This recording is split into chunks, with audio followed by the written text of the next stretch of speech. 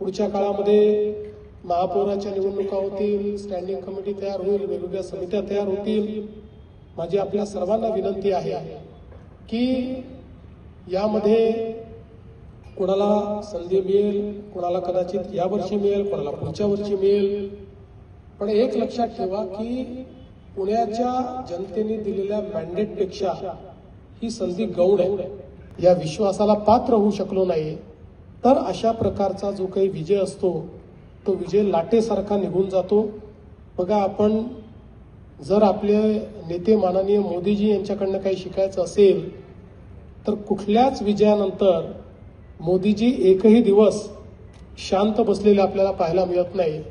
दुसऱ्या दिवशी ते कामी लागतात आणि पुढच्या 5 वर्षाचं त्या ठिकाणी विकासाचं नियोजन ते करतात. तसंच आपल्याला पुण्याचं पुढच्या 5 वर्षाचं विकासाचं नियोजन करायचंय. पुढच्या काळामध्ये महापौराच्या निवडणुका होतील, स्टँडिंग कमिटी तयार होईल, वेगवेगळ्या समित्या तयार होतील. माझी आपल्या सर्वांना विनंती आहे की यामध्ये कोणाला संधी मिळेल, कोणाला कदाचित यावर्षी मिळेल, कोणाला पुढच्या वर्षी मिळेल, पण एक लक्षात ठेवा की पुण्याच्या जनतेने दिलेल्या मॅन्डेटपेक्षा ही संधी गौण आहे. त्यामुळे त्याच्याबद्दल राजी नाराजी, मला हेच मिळायला पाहिजे होतं, तेच मिळायला पाहिजे होतं, अशा पद्धतीचं जर आपण चर्चा या ठिकाणी झाली तर पुणेकर आपल्याला माफ करणार नाहीत. त्यामुळे जो काही पक्ष पुढे काही निर्णय करेल त्या निर्णयानुसार ज्यांना जबाबदारी मिळेल त्यांनाही मी अतिशय विनम्रपणे सांगतो, आपल्याला जो काही कारभार चालवायचा आहे तो पारदर्शी प्रामाणिकतेतून चालवायचा आहे.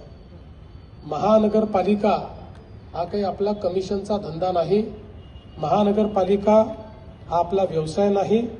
महानगरपालिका सामाजिक आर्थिक परिवर्तनाचं एक उपकरण म्हणून या ठिकाणी आपण आपल्या हातामध्ये घेतलेला आहे. त्यामुळे तशाच पद्धतीचा व्यवहार हा महानगरपालिकेमध्ये सर्वांकडून अपेक्षित आहे.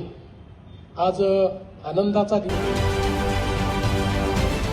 महाराष्ट्रातील सर्व बातम्यांचे विश्वासार्ह व्यासपीठ.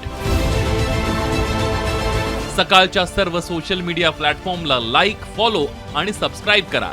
तसंच सर्व नोटिफिकेशनसाठी बेल आयकॉन प्रेस करायला विसरू नका.